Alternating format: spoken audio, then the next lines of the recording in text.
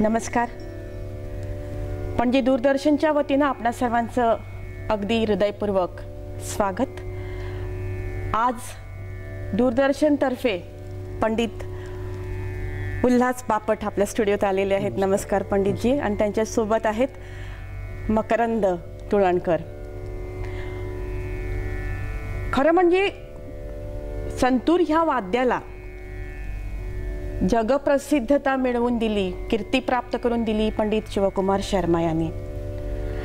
आणि हे वाद्य एवढं कठीण वाजवायला, चंचल वाद्य म्हणून या वाद्याची ओळख. आणि अशा स्थितीत त्यांनी हे वाद्य अगदी जगप्रसिद्ध अशा स्थितीवर नेऊन पोचवलं. आणि त्याच्यानंतर थोडीशी गॅप पडली आणि आता ह्यानंतर कोण या कीर्तीचे असा जेव्हा प्रश्न निर्माण झाला तेव्हा आपल्यासमोर एकमेव नाव म्हणजेच पंडित उल्हास बापट. पंडितजी नमस्कार. आता आपली ओळख ह्याच शब्दात मी थोडीशी केलेली आहे आणि मला वाटत नाही की अजून वेगळी ओळख तुमची मी करून द्यावी आपल्या रसिकांसाठी, कारण तुमचं वाद्यच बोलते जे काय आहे ते. त्याच्यामुळे मी तुम्हाला सरळ प्रश्नच विचारते की हे वाद्य मूळ कुठलं आहे आणि ते तुम्हाला का वाटलं की हे वाद्य तुम्ही घ्यावं? कारण हे वाद्य कठीण आहे, तारा जुळवणं कठीण आहे, त्याची व्याप्ती म्हणजे महाभयंकर आहे, म्हणजे सामान्य माणसाला पेलण्यासारखी नाही आहे. ॲक्च्युअली काय झालं, संतूर हे वाद्य बऱ्याच ठिकाणी बऱ्याच देशात आहे. त्याच्या आकारमान आणि वाजवण्याची पद्धत तिथल्या संस्कृतीप्रमाणे बदलत गेली आणि त्या वाद्याचं तसं रूप लोकांच्या समोर आलं. जसं आपल्याकडे हे काश्मीरचं वाद्य म्हणून आपण पाहिलं, तिथल्या सोफियाना मौसिकी म्हणून जे संगीत, त्याच्यात एक साथीचं वाद्य म्हणून ते आलं. आणि सगळेच जण जाणतात की पंडित शिवकुमार शर्मा यांनी या वाद्याला शास्त्रीय संगीतात एक फार उच्च स्थान असं मिळवून दिलं. म्हणजे आजच्या घडीला कुठचीही कॉन्फरन्स संतूर शिवाय पूर्ण होत नाही असं ते वाद्य. तसं असताना मी पण लहानपणी ऐकले त्यांचे कार्यक्रम आणि माझं मूळ वाद्य आधी तबला होतं. मी वयाच्या 5व्या वर्षापासून तबला वाजवत होतो. माझ्या वडिलांकडे मी सुरुवातीला शास्त्रीय संगीताचे म्हणजे गायनाचे तबल्याचे धडे त्यांच्याकडे घेतले. मग पुढे 12 वर्ष पंडित रमाकांत म्हापसेकर यांच्याकडे मी तबला शिकलो आणि तबला हेच माझं वाद्य होतं तेव्हा. एकदा एका ठिकाणी काय झालं, चर्चेत असं निघालं की सितार वाजवणारे खूप जण आहेत पण पंडित रविशंकरजींचं कोणी नाही आहे. सरोदमध्ये खूप जण आहेत पण अलीगुरा साहेबांसारखं कोणी नाही. असं होता होता ते संतूरवर ती व्यक्ती आली आणि ती म्हणाली, संतूर तो दुनिया में बजाने वाला एक ही है और कोई नाही बजाते. तर मला असं क्युरियोसिटी वाटली की इतकं गोड वाद्य आहे, इतकं छान आहे आणि का लोक नाही वाजवत आहे. म्हणून मी त्या वाद्याकडे वळलो आणि मी शोधलं. मला एका ठिकाणी मिळालं आणि तेव्हाची दुसरी अडचण अशी आली, शिकवणार कोणीच नव्हतं कारण एकमेव पंडितजी होते. आणि असे क्लासेस पाठी लावलेले असतात, स्थापना 1960 असे क्लासेस मध्ये शोधलं आणि पण मला हवंच होतं, घ्यायचंच होतं. वडिलांनी आधी थोडा विरोध केला. ते म्हणाले, काय तू एक्झिबिशन करणार आहेस का? तबला आहे, कुंभ आहे. मी थोडं व्हायोलिन पण शिकत होतो आणि हार्मोनियम पण वाजवत होतो. त्यामुळे तू काय एक्झिबिशन करायचं का? आता आणखीन एक संतूर आणतोयस, तुला कसं येणार? तर शिकवणारं कोणी नाही आहे. तर मी म्हटलं काय माहीत नाही पण मला आतनं असं इंट्युशन होतं की मला ते घ्यायचं आहे, घे म्हणाले. मी आणलं आणि मी अक्षरशः त्या वाद्यात बुडलो. अक्षरशः म्हणजे तेव्हा माझं टाईप सेटिंग युनिट होतं, ते पण एक फील्ड बदल. मी प्रिंटिंग टेक्नॉलॉजिस्ट आहे. हॉबी म्हणून संतूर घेतलं होतं. मग पुढे काही दिवस हॉबी म्हणून प्रेस चालवलं होतं. प्रेस पण चालवलं म्हणजे हे कसं ते अगदीच गद्य आहे. तबला होता त्यामुळे म्युझिक सांगत होतं, लाईफ म्युझिकच होतं. तर मी शोधलं याच्यात की शिकवणारा तो कोणी नाही, आपल्याला स्वतःची पाऊलवाट सतत शोधायची. तर माझी इच्छा काय होती, जसं मी पेटीवर सगळी आणि सगळे राग वाजवू शकतो तसं या वाद्यावर मला वाजवता आलं पाहिजे. म्हणून मी त्या वाद्याची तशी रचना केली, ट्युनिंगची, की सर्व 12 सूर ट्यून केले. मला त्याला क्रोमॅटिक म्हणतात हे 6 महिन्यानंतर कळलं. ते टर्मिनॉलॉजी माहीत नव्हती. मी सोयीने फक्त आपण तसं करू म्हणजे आपल्याला वाजवता येईल अशा याने मी ते वाजवायला सुरुवात केली. आणि मग वडिलांकडे ज्या बंदिशी वगैरे शिकलो त्या ह्याच्यावर ट्राय केल्या, वाजवायला लागलो असं लागलं. आणि मग पुढे झरीन दारवालांकडे शिकलो. 5 वर्ष त्यांच्याकडे शिकलो. तंतकारी अंग त्यांच्याकडे शिकायला मिळालं ॲक्च्युअली. आणि मग त्यांनीच पुढे मला पंडित के.जी. गिंडे म्हणजे गाणं आणि गाण्याच्या माध्यमातून संतूर. म्हणजे पंडित के.जी. गिंडे आणि पंडित वामनराव सडोलीकर दोन भिन्न घराण्याची लोक आहेत, पण शास्त्र त्यांनी शिकवलं आणि त्यांनी शिकवलेल्या रागवर मी संतूरमध्ये त्याचं इन्स्ट्रुमेंटेशन मी करून घ्यायचो. म्हणूनच मला वाटतं म्हणजे एक वाद्य संगीतात एक वादन शैली असते आणि वाद्य संगीतात एक गायकी अंगाने वाजवायची एक अभिजात पद्धत असते. ती मला वाटतं तुमच्या वाजवण्यात जास्त भावते लोकांना असं म्हणतात. नाही, आणि काय झालं, गुरु आपल्याला दृष्टिकोन देत असतो आणि आपण तो दृष्टिकोन उचलायचा असतो.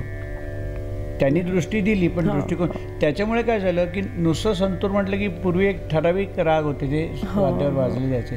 तर मला दोन्ही घराण्यात शिकल्यामुळे सर्व प्रकारचे राग वाजवण्यात मला खूप आवड आहे. अवघड असलं तरी मला ना अवघड आवडतं, अवघडलेलं आवडत नाही. नाही, मला आता गाणं म्हटल्याबरोबर मला एक प्रश्न तुम्हाला अगदी प्रामाणिकपणे विचारावा असं वाटतो, कारण गाणं म्हणजे गळा ना, म्हणजे तुम्ही त्यांच्याकडनं ते गात होते आणि तुम्ही वाजवत होते का? अच्छा अच्छा, म्हणजे तुम्ही गाणं गावं लागतं ना. म्हणजे आधी मी जेव्हा वडिलांकडे गाणं शिकलो होतो, मी गाण्याचा थोडा परिचय होता गाण्याशी, आणि त्यांच्याकडनं शिकताना मग मी आधी थोडंसं गाऊन बघायचं म्हणजे ते समजायला, पण इन्स्ट्रुमेंटमध्ये ते करताना काय थोडेफार बदल करायला ते त्यांच्या परवानगीने मी करायचो, दाखवून त्यांना की एखादी बंदिश. आता माझा आणखीन एक खूप मोठा छंद आहे की मला बंदिशी रचण्याची खूप आवड आहे आणि माझ्या मते प्रत्येक रागाची एक वेगळी पर्सनॅलिटी असते, प्रत्येक लयीची एक वेगळी पर्सनॅलिटी असते. त्यामुळे माझ्याकडे अशा सेट बंदिशी नाही आहेत. म्हणजे मी वास्तव सांगतोय, टीका करायची इच्छा नाही, पण प्रत्येक बंदिश माझी वेगळी. कुठच्याही एका बंदिशीसारखी दुसरी बंदिश तुम्हाला मिळणार नाही. कारण मला असं वाटतं की मी समजा विलंबित झपतालत केली तर त्याला त्याचं रूप असायला पाहिजे, किंवा तीन ताला त्याच रागाची दुसऱ्या रागात वेगळी होते.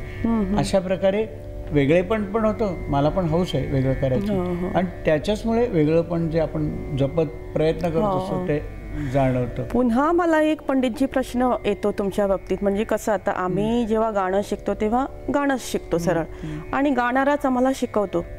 ह्या वाद्याबद्दल तुम्हाला म्हणजे तुम्ही नुसतं शिकून घेतलेलं आहे, त्याचं तंत्र समजून घेतलेलं आहे, परंतु शिकताना तुम्ही सरोदवादक हे तुमचे गुरु, असं कसं? म्हणजे कठीण आहे ना. म्हणजे आपण आहे तसंच काढतो, म्हणजे सतार असला तर सतारच शिकतो मुलगा किंवा एखादा शिष्य, परंतु तुमचं हे मला फार निराळं वाटलं. एवढं त्याच्यात यश मिळवणं हे फार कठीण गोष्ट आहे. योग तसे आहेत तसे होते, आणि त्याच्यामुळे काय झालं, मी काय म्हटलं, माझी दृष्टी आणखीन विस्तार झाला दृष्टीचा, की सरोदमधनं शिकताना सरोदच्या अंगाने शिकता शिकता संतूरमध्ये मला असं वाटलं की आपण त्या टिपिकल संतूरच्या तारा पण फरक आहे, पुन्हा ट्युनिंग फरक आहे. आता जसं मगाशी मी ट्युनिंग सांगत होतो की मला सगळं वाजवता यायला पाहिजे, म्हणून याच्यात मी क्रोमॅटिक म्हटलं तसं 12 सूर वाजवले. म्हणजे जसं आता पांढरी धून आहे ना, हा पांढरी धून आहे,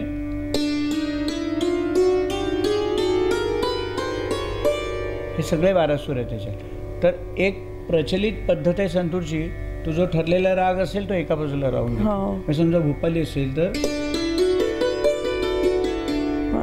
त्यांना मालकांस वाजवायचं असेल तर त्या पद्धतीत काय होतं, एकामागून एक ते सारे गप जसं असं लावलं जातं पूर्ण, दोन्ही सप्तक.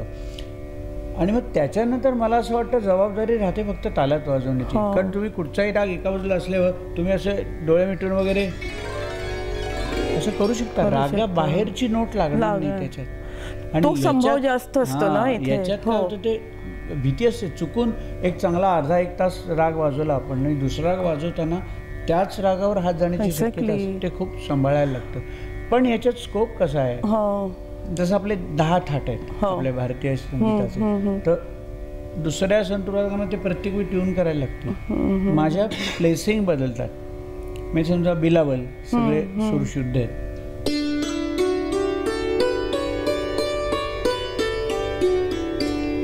कमाज निषाद कोमले,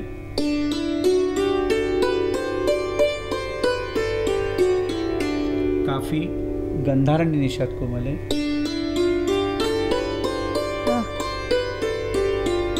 आसावरी ग ध नि कोमले,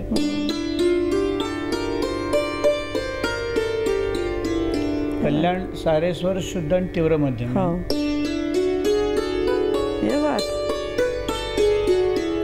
मारवा रेखप कोमल आणि तीव्र मध्यम,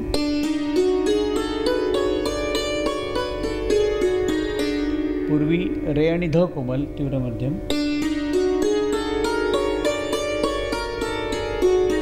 भैरव रे ध कोमल,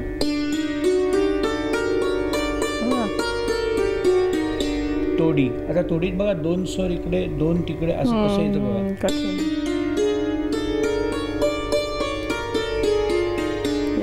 आणि मग भैरवी रे ग धनी कोमल.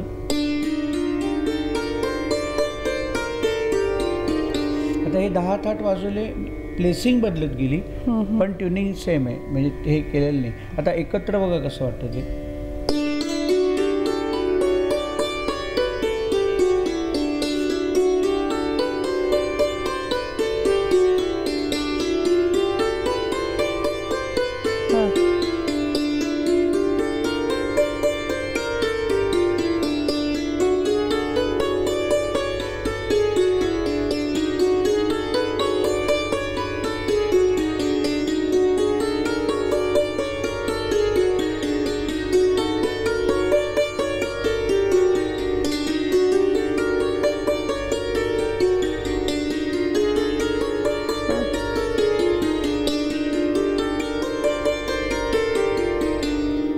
दहाच्या 10 थाट एकामागून एक आपण वाजवू शकतो.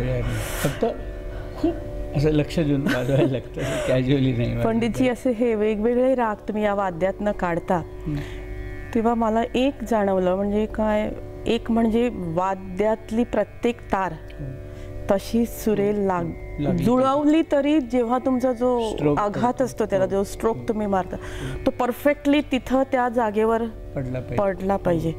हां, आणि पुन्हा म्हणजे जेव्हा राग तुम्ही सादर करता की तो राग हा आहे तो इथं जातोय, त्यामुळे मला एक असं वाटतं की त्याला एक वेगळी नजाकत किंवा एक वेगळा एक हुकूम त्या रागांवर लागतो. हे कसं काय तुम्ही जमवलं? कारण इट्स नॉट सो इझी. कारण एका रागातनं दुसऱ्या रागात जाणं आणि तो राग आहे तसंच त्याचे आरोह दाखवणं, म्हणजे आत्ता आपण जो अनुभव घेतला नुसत्या अवरोहात, फार कठीण गोष्ट आहे. मला वैयक्तिक असं वाटतं की आपली इन्व्हॉल्वमेंट जेवढी असते ना तसे रिटर्न मिळतात. जितका जीव टाकील तसं ते वाद्य आपल्याला आणखीन त्यात जीव आणेल. तसं जसं ट्युनिंगबद्दल एक छान वाक्य आहे, ट्युनिंग हे वाद्य लावण्यातच ह्याचं लावण्य आहे. अरे वा, क्या बात आहे. कारण ट्युनिंग आता बघा, म्हणजे काय होतं, वातावरणाप्रमाणे ट्युनिंगमध्ये थोडा फरक पडतो. आता समजा एक कोमल रेषा आहे, त्याच्या तिन्ही तारा एक नाही आहेत. आता मला लक्षात आलंय बघा. आता शेवटची तार जरा चढी आहे,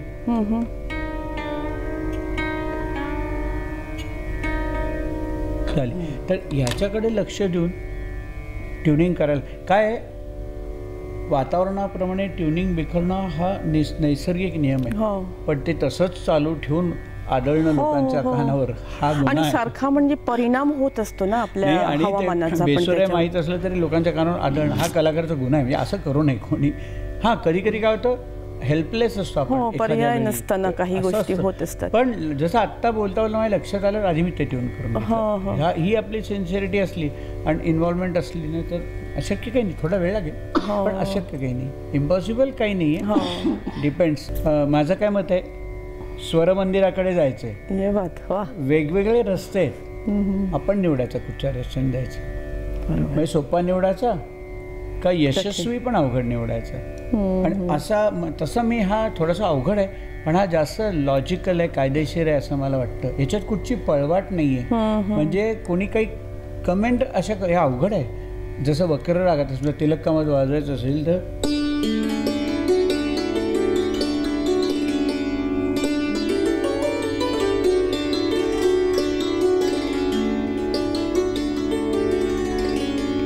वक्र सूर येतात ते इथे लागाप्रमाणे लावून घेतलं त्याच्यापेक्षा मला याच्यात सोय आहे आणि जे माझ्या मनात येईल ते मी वाजवू शकतो. हो, परंतु एखादी तार थोडी बिघडलेली असली किंवा एखादी तुमचा जो स्ट्रोक आहे तो थोडा वेगळ्या जागेवर पडला तर ते रागाचा बेरंगच होतो अशा वेळी. आणि शेवटी मनुष्य आहे, चूक होऊ होऊ शकते. शकते, असं काही कोणी असं म्हणणार नाही मी चुकणारच नाही असं. नाही. हो. पण ती चूक पुन्हा रिपीट नाही होणार एवढी प्रिकॉशन आपल्याला घेतली तर बरं आहे ना. तसं पण आहे, चाललाय प्रवास असंच. डे 1 पासून याच ट्युनिंगने वाजवते, त्याच्यामुळे फायदे पण खूप आहेत. मी सर्व प्रकारचं संगीत वाजवू शकतो. हो. मी आता हा तुम्ही सर्व प्रकारचे संगीत म्हटल्यावर माझ्या एक वेगळा प्रश्न माझ्या डोक्यात तुमच्यासाठी आहे. तर म्हणजे तुम्ही फिल्म इंडस्ट्रीला पण वाजवलेलं आहे आणि R.D. बर्मन बरोबर तुम्ही जवळजवळ मला वाटतं 18 वर्ष केलेलं आहे. एकदा एका मुलाखतीत त्यांनी मला विचारलं की पंचमदांबरोबर किती वर्ष काम केलं. ते मी म्हटलं 1977 पासून 1942 पर्यंत. अच्छा. ओके. 42 हे सिनेमाचं नाव आहे, पहिलं साल आहे. तर तो योग आला मला. आणि पंचमदांकडे काम केल्यामुळे ते स्वतः शास्त्रीय संगीत जाणायचे, ते उत्कृष्ट तबला आणि उत्कृष्ट सरोद वाजवायचे. त्यामुळे त्यांच्याकडे काम करताना मला जे मिळालं ते क्लासिकच मिळालं सगळं, आणि तेच भाग्य होतं पंडितजी. परंतु अजून म्हणजे कसं आता पंचमदांचं कसं होतं की त्यांना ते शास्त्रीय संगीत म्हणण्यापेक्षा एक वेगळ्या राज्यात म्हणजे विश्व संगीत म्हणूया किंवा आपण त्याला पाश्चात्याचा एक प्रभाव घेऊन आलेलं संगीत म्हणूया, त्यांनी स्वतःचं असं एक वेगळी छाप निर्माण केलं. हो. परंतु तुमच्या बाबतीत म्हणजे तुम्ही शास्त्रीय संगीताचा अभ्यास जास्त केलेला आहे आणि हे कसं काय तुम्ही जमवलं? म्हणजे ते अधूनमधून जे काही पीस जे तुम्ही खास त्यांच्या काही गीतात ना, मला तर अगदी तुम्हाला सांगायला येणार नाही, परंतु कळतं मला आता. म्हणजे तुमचं जेव्हा मी समोर बसून हेच संतूर तिथं वाजलं होतं, परंतु ते वेगळ्या पद्धतीने वाजलं होतं आणि त्याला एक म्हणजे ते गाणं पटकन उचलायचं आणि त्याला ती एक नजाकत होतं. काय कमर्शियल रेकॉर्डिंग मध्ये एक खूप अवघड अशी गोष्ट असते. म्हणजे एक तुलनात्मक प्रश्न नेहमी विचारला जातो मला की तुम्ही शास्त्रीय संगीतात पण वाजवता आणि सिनेसंगीतात पण वाजवता, तर कुठचं श्रेष्ठ आहे असं विचारलं जातं. तर माझ्या मते शास्त्रीय संगीताचा तुम्ही स्वतः रियाज करताय. जसं मी गेले 37 वर्ष वाजवतोय, फक्त 37 इयर्स वाजवतो. मी कौशिक कानडाचा वाजवायला घेतला, तुम्ही माझ्याकडनं 100%च वाजवायला पाहिजे. प्रोग्राम यशस्वी होणं हे बऱ्याच गोष्टींवर अवलंबून असतं. ऑडियन्स, साऊंड सिस्टीम, ओव्हरऑल लोकांचा रिस्पॉन्स आणि मग ते सगळं पुन्हा टीमवर्क आहे. ते सगळं मिळून येतं तेव्हा तो यशस्वी होतो प्रोग्राम. सिनेसंगीतात काय होतं, संगीतकार दुसरा आहे. जेव्हा आम्ही स्टुडिओत जातो तेव्हा त्याच्या मनात काय म्युझिक आहे, तो काय हे करणार ते माहीत नसतं. आणि मिनिमम टाईममध्ये मॅक्झिमम परफेक्शननी वाजवायचं. वेळच नाही तिथे विचार करायला. पूर्वीचा काळ वेगळा होता. पूर्वी सिनेसंगीतात सुद्धा 1-1 महिना रिहर्सल व्हायची. आणि आपण म्हणतो की शास्त्रीय संगीत कठीण आहे, परंतु ते पण तसं सोपं नाही. मी थोडं आणखी पुढे जाऊन म्हणतो तिथे वाजवणं आणखी कठीण. आणि मला याचा अभिमान आहे की मी त्या इंडस्ट्रीत काम करतो. मला कमीपणा वाटत नाही. आमच्या इकडे काही लोक आहेत काम तिथे करतात पण त्यांना सांगायला कमीपणा वाटतो. माझं तसं नाही, मला उलटा अभिमान वाटतो. कसं असतं मला वाटतं बुवा, तिथं कसं एक परफेक्शन असलेली माणसं तिथं वाजवणं हे वेगळं आणि परफेक्शन नसलेली म्हणजे काही बेज नसलेली माणसं. नाही, काय होतं ना, हा शेवटी इंटरेस्टचा प्रश्न असतो. आपल्या स्वतःला आपण फ्लेक्झिबल ठेवलं की जिथे मी बसलोय ते काम आज मला करायचंय. असं आजही इतकी वर्ष झाली तरी स्टुडिओचा टेक ऑन झाल्यावर रेड लाईट टेक ऑन म्हणून आला. आता आपल्या रेडिओच लाल लाईट आलं की मन एक 10 सेकंदाचं मागे जातं की प्रेशर येतं. आणि माझा खरंच नेचर असं आहे की मला प्रत्येक कॉन्सर्ट ही पहिली कॉन्सर्ट वाटते. अरे वा. आणि हे खरंच फक्त टाळीचं वाक्य नसून वास्तव आहे तसं. म्हणजे काय होतं, वाजवताना आपलं ट्युनिंग नीट आहे का, साऊंड नीट आहे का, तबला ठीक आहे, हे सगळं व्यवस्थित लोकांपर्यंत आपण नीट, हे पहिली 10 मिनिटं त्याच्यात जातात. त्यामुळे असं होत नाही यार इथे जाऊ दे चल वाजवून टाकू आपण, असं होत नाही. त्यामुळे ते आणि ती सिन्सिअरिटी टिकली आहे म्हणूनच मी टिकलो आहे असं मला वाटतं. ज्या दिवशी असं मला वाटेल की माझं बरोबर आहे तो सॅच्युरेशन पॉईंट असेल, पुढे काही हे होणार नाही. आता म्हणजे पुन्हा थोडी मी पुढे जाते कारण आपण महाराष्ट्रीयन आहात. म्हणजे महाराष्ट्रात भावगीत हा एक प्रकार जो म्हणजे गजानन हे आपले वाटवे त्यांच्यापासून जो सुरू झालेला प्रवास, त्या प्रवासाला एक वेगळी अभिजातता निर्माण झाली. सुधीर फडके म्हणा, श्रीनिवास खळे आणि हृदयनाथ मंगेशकर, ह्या लोकांनी हे भावगीत एवढं म्हणजे त्याला एक वेगळी प्रेस्टीज अशी वेगळी अभिजातता प्राप्त करून दिली. आणि ते भावगीत लोकांच्या हृदयात पोहोचून म्हणजे ती गाणी म्हणजे आपल्या जीवनाचाच भाग झालेला आहे असं. आणि ही गाणी आमच्या ओठावर अशी सहज घोळतात, परंतु आपल्या संतूरमध्ये ही गाणी जेव्हा वाजायला लागतात तेव्हा कशी एकदम आत्ता माझ्या अंगावर काटा आला पंडितजी. कारण मी ते श्रावणात घननिळा, मग आपलं ऋतू हिरवातलं ते गाणं, अरे बापरे. म्हणजे आणि परवा मी तुमचं म्हणजे नाट्यसंगीत पण ऐकलं. हे कसं काय जमवणं? नाही, मी मगाशी म्हटलंच की माझा इंटरेस्टच असा आहे की काही नाही हा शब्द आपण ठेवायचा नाही, वाजवता आलं पाहिजे.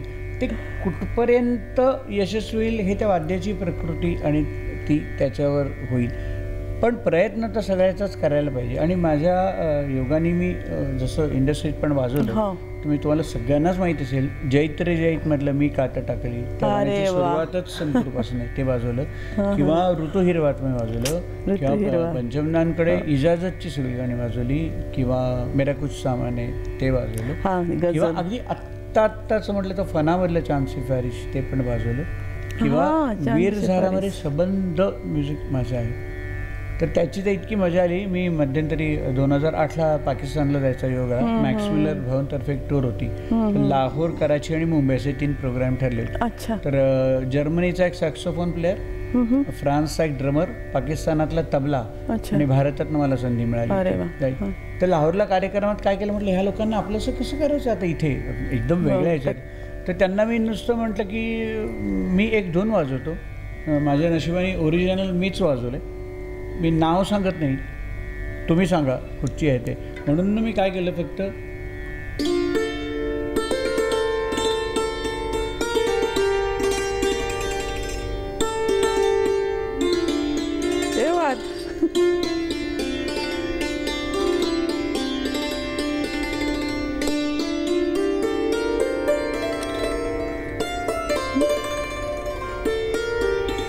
हे एवढं वाजवलं, ऑडियन्स उठून वीर झारा म्हणून ओरडले.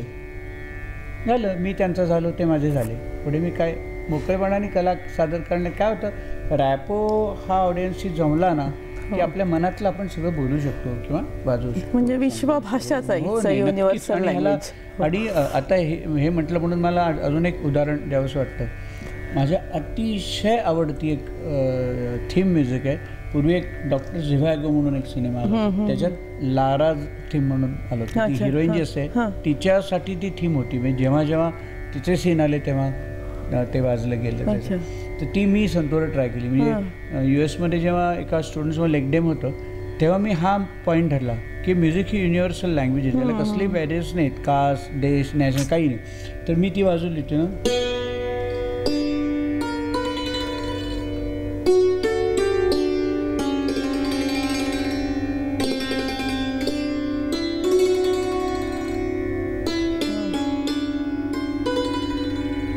पुढे काय केलं, हीच धून मी मराठी पद्धतीने आपल्या इंडियन स्टाईलने कशी वाजवीन त्याच्यात इम्प्रोवाइज करून.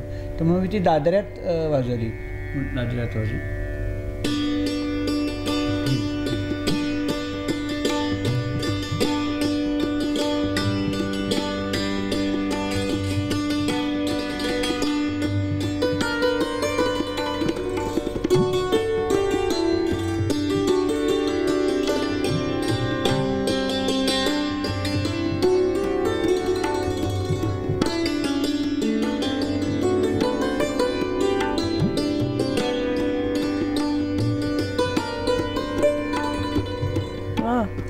इंडियन स्टाईलने इम्प्रोवाइज कशी करता येईल म्हणून ही वाजवली. ही पण लोकांना खूप आवडलं. म्हणजे मी म्हटलं तसं की त्याला कसली बंधनं आणि हे नाही, आपण म्युझिक, शेवटी म्युझिक अल्टिमेटली म्युझिक.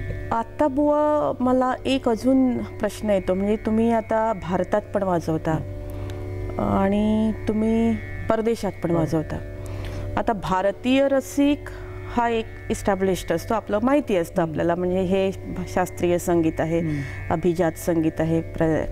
परंतु जेव्हा तुम्ही परदेशात जाता तेव्हा वेगवेगळ्या प्रकारचे ऑडियन्स तिथं समोर बसले, त्या लोकांसमोर हा फरक कसा काय तुम्हाला करता येतो, असं म्हणजे रसिक या दृष्टीतनं मी म्हणते. एक तर मला असं वाटतं की परदेशातला श्रोता आहे ना, तो अतिशय सिन्सिअर श्रोता आहे. म्हणजे ऐकायला येणारे 100% कॉन्सर्ट ऐकायला येतात. जाता आता गेलोय पणजीला ते एकदम फिरून आलो असं नसतं. बसतील ते अभ्यास करून येतात. कसला कार्यक्रम आहे, सरोजचा आहे, मग ते नेटवर बघून येतील. संतूरचा आहे, त्याच्यात कोण सगळी माहिती काढून येतात. आणि ते मग नंतर जे प्रश्न विचारतात ना, प्रश्न त्यांचे असले तरी कलाकाराची परीक्षा असते, कारण आपला अभ्यास पाहिजे त्यांना, कारण त्यांचे अतिशय छान प्रश्न असतात. एकदा मिल्वॉकीला एक अतिशय वृद्ध स्त्री आली आणि म्हणाली की तुझा कौशिक कानडा खूप छान झाला आणि तुम्ही संतूर मेंढ घेतली ते. तर मी असं बघतच राहिलो. मगाशी जसं मी क्रोमॅटिक्सचा प्रयोग केला तसं मी स्टिक्स अशी डिझाईन केली आहे.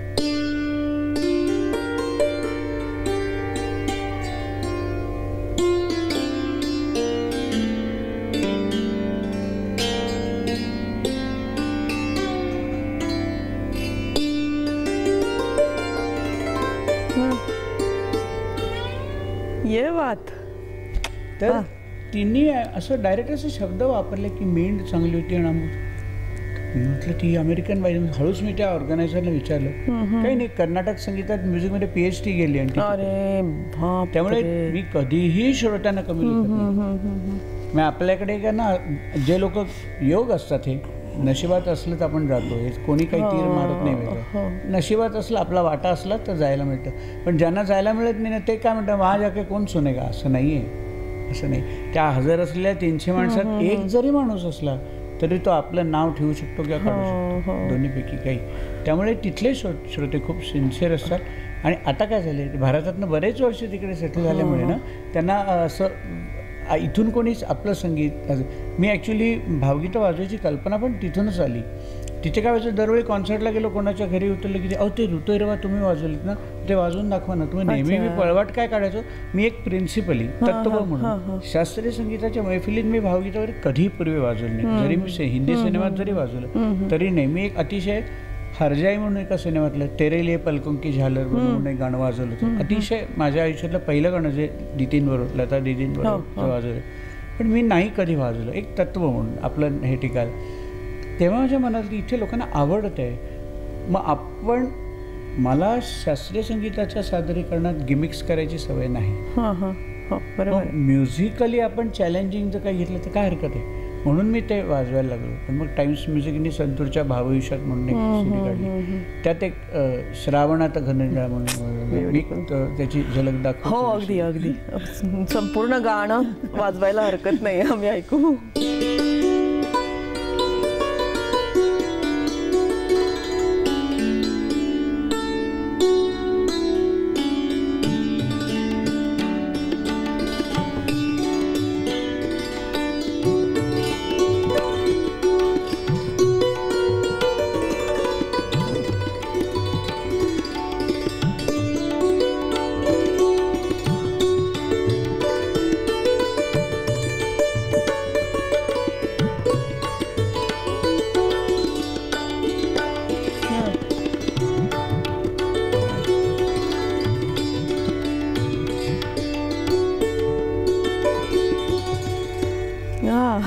आम्हाला संपूर्ण ऐकायला आवडलं असतं, कारण आता श्रावण म्हणजे पाऊस चालू आहे. असं थोडा उपास करायला लागतो. मग संगीताचा उपास झाला, ही उपासना आहे. काय बात आहे, याला म्हणतात तसं संगीत साधना म्हणतात. पण बरेच लोक प्रयत्न करतात आणि काही साधना असं होतं. नाही, पण ही छान आहे. दुसरं आपण मी मग अशी सांगणार होतो की याच्यात हे जे वेगवेगळे नाट्यसंगीताचं आपण केलं मग अशी, जसं मी देवाघरचे ज्ञान. अरे वा.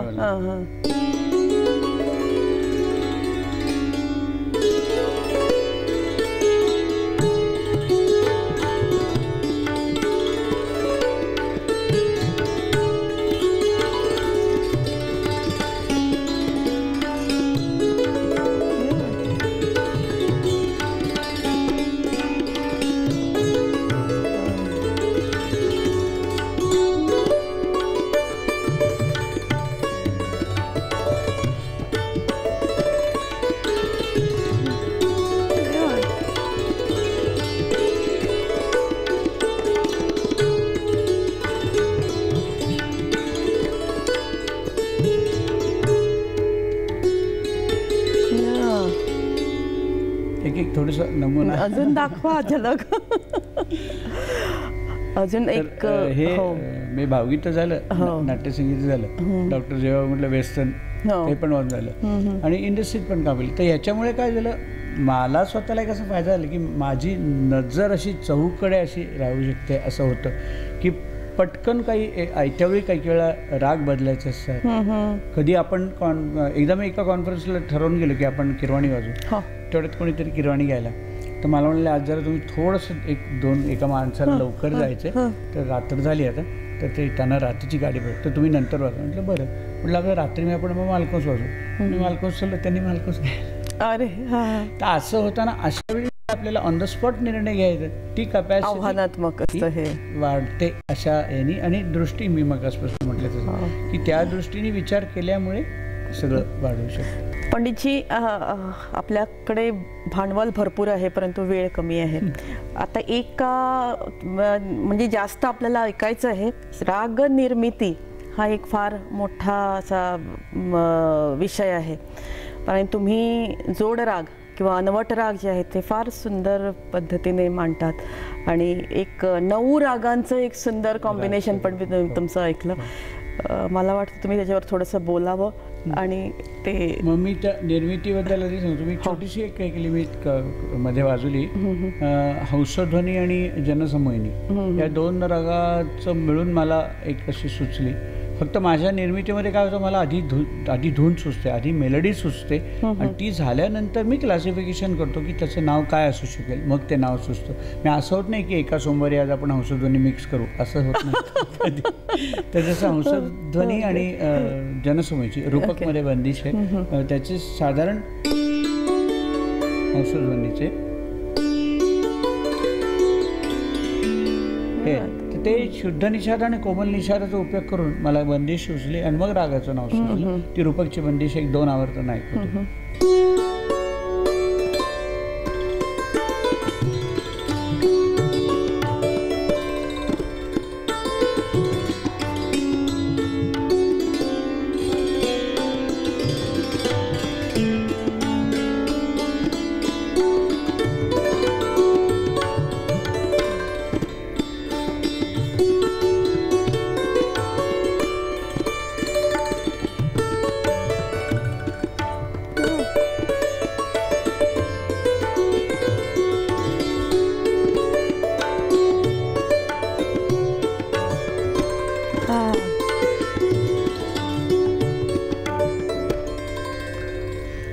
हा 9 रागांचा राग सागर आहे, तो झरीनाजींनी कंपोज केलेला आहे. अच्छा.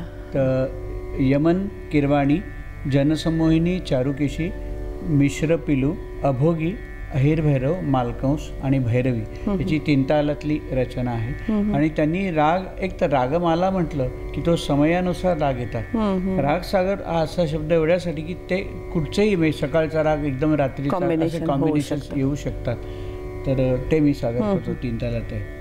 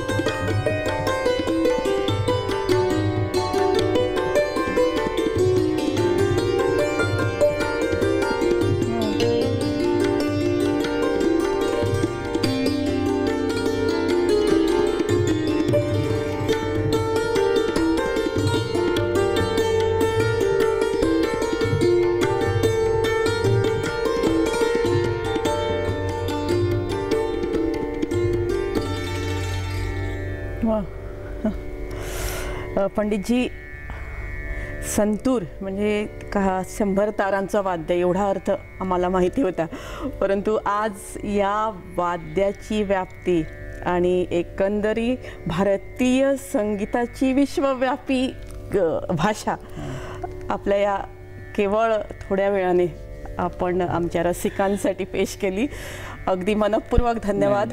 आणि मी पण आभार मानतो, मला ही संधी मिळाली सगळ्यांसमोर. संगीत रसिक आणि कुठल्याही कलेचे रसिक हे अतिशय मनापासनं एन्जॉय करू शकणार, कारण सगळ्यांसाठी हे मनोरंजन आहे.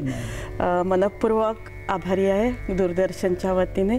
आणि अगदी मुंबई गोवा अगदी कमी आहे डिस्टन्स तसं बघितलं तर. कधीही तुम्ही गोव्यात या, पुन्हा एकदा म्हणजे तुमचं असं इन डिटेल म्हणजे अभिजातता या वाद्याची, अभिजातता शास्त्रीय संगीताची, आणि हे वाद्य पुढे नवीन पिढीने करावं या दृष्टीतनं आपण त्याचा विचार करूया. आणि अगदी मनापासून मनपूर्वक धन्यवाद.